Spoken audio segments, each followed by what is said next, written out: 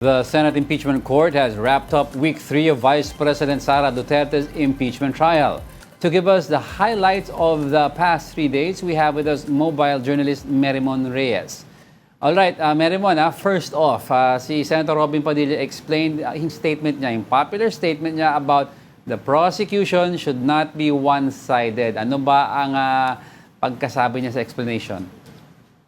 Diego, nung part kasi ng interjection itong Senator Judge Robin Padilla, ang naging point of contention or question na dito ay, for example, yung sa case netong DDS na self-confessed hitman na si Arturo Las Cañas na ginamit yung kanyang affidavit as part lang ng factors to consider na actual, continuing, and threat ni VP Sara against the first couple and former House Speaker Romualdez. So ang unang tinatanong ni Padilla dito kay lead prosecutor, Congresswoman Jervy Luistro, kung ano raw ba ang tawag sa isang tao o testigo na paiba-iba ang sinasabi. Hindi raw ba sinungaling to? So, while sumingit na dito si Presiding Officer Escudero kasi hindi pa direktang sinasagot ni Luistro, tinanong ni Senator Cheese na, okay, so ganito ang sinasabi, matatawag ba na hindi mapagkakatiwalaan ang isang tao na sa iba't ibang araw o panahon ay iba-iba din daw ang nasasabi o nababago ang storya? Nasabi ni Luistro, hindi oo daw, pero not pertaining dito kay Las Cañas in general. So, nasabi ni Padilla later on, ang prosecution daw dapat wag one-sided, dapat daw hindi raw biased. Yun lang yung naging paalala niya, pero dumating na sa point na napansin daw ni Senator Robin na may nag-react sa harapan niya. Kaya raw na-distract daw siya o napigilan sa kanyang pagsasalita. Diego. Nakita ko yun, Mary mo, nagalit pa si Senator Padilla. Pero may mga members din kasi ng prosecution na nag-react sa statement ni Senator Padilla, no? Sino ba yung mga nag-react at tell us more about it?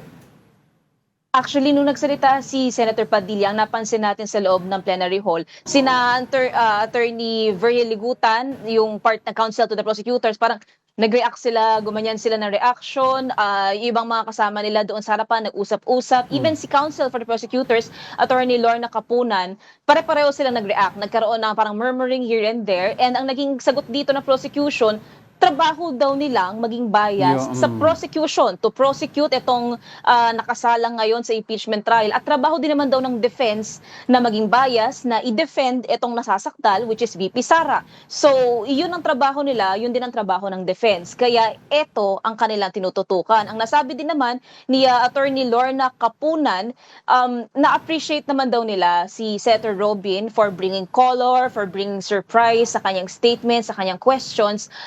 Pero hindi raw talaga, they can't help but react. Pag nasa litigation daw kasi, parang may normal na reaction na makikita, na makuha, pero they mean no disrespect daw dito kay Senator Padilla. So yun yung pinakasinasabi nilang black and white at humihingi ng pasensya itong si Attorney Capunan sa pawang naging reaction talaga nila. Yun, buti na explain mo yan, Mary mo, no? Kasi yes, yung nangyari yan, the cameras were not able to capture kung sino yung nag-react, kaya medyo nagulat ang tao ba't nagalit si Senator Robin Padilla. So for context, is that why Attorney Lorna Capunan apologized sa press con, yung sinasabi mo? Tama, Diego. Kasi nung nagsasalita si Senator Robin, parang sinabi niya kay presiding officer na may mga nagkokomento raw sa harapan niya, may maingay daw, dapat na paalalahanan na bawal, korteto, so dapat lahat yung decorum, obserbahan, tahimik dapat. So nagbigay paalala din itong si Presiding Officer Escudero. So ang sabi ni Attorney Capunan, again, they don't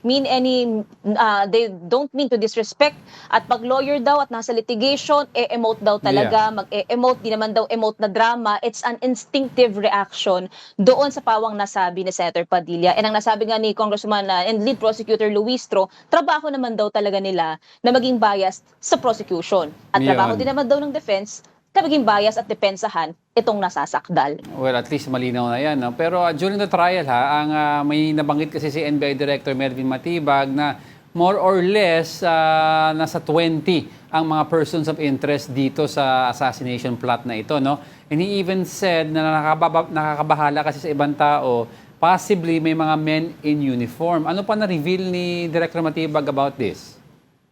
Diego, without any specific details na binitiwan itong si Matibag. Ang sinabi niya, in 3 to 6 months, nakikita nilang 6 to 7 out of 10, kaya nagkaroon ng reaction si Senator Alan na ganyan na 6-7.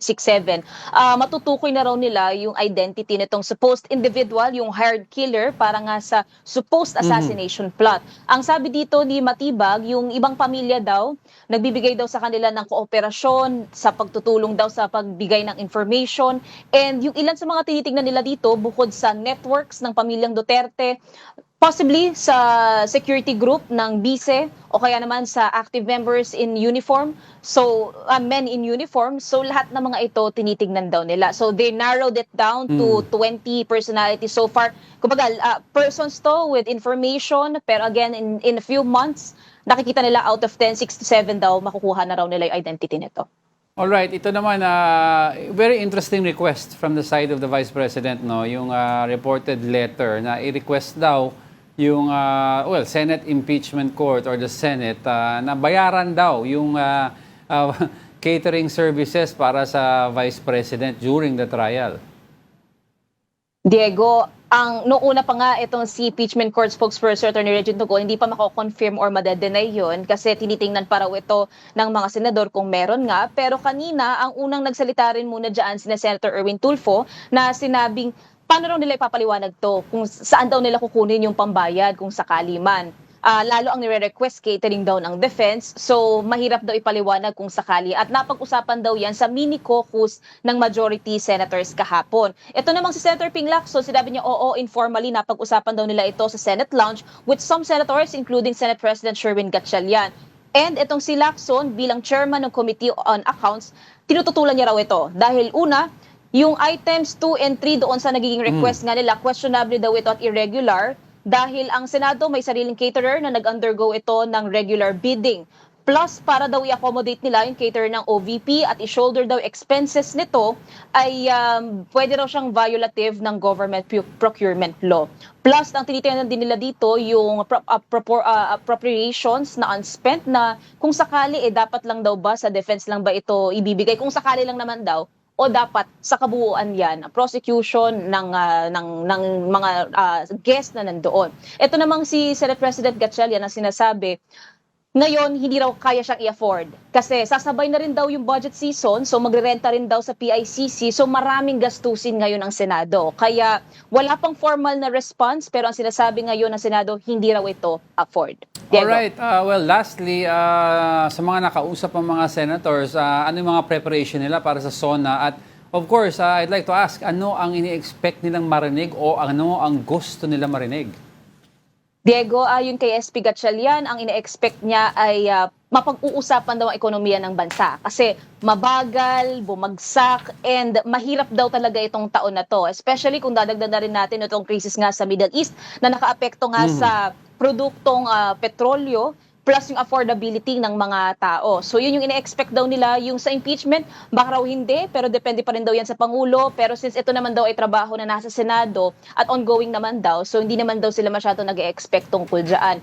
Plus, si Senator, ito rin sinasabi ni SP na tinitingnan din nila pag nag-start na rin yung regular session, itong paparating din na SONA, Lunes, tinitingnan ng mga senador Thursday and Friday gagawin ang committee hearings pati ang budget process. Kaya mula Lunes next week, mas marami na ulit ang trabaho ng Senado. Diego. Alright, abang-abang tayo, Mary Mon. It's gonna be a busy week, a weekend, and next week. But for the meantime, thank you for your updates. Mobile journalist Mary Mon Reyes.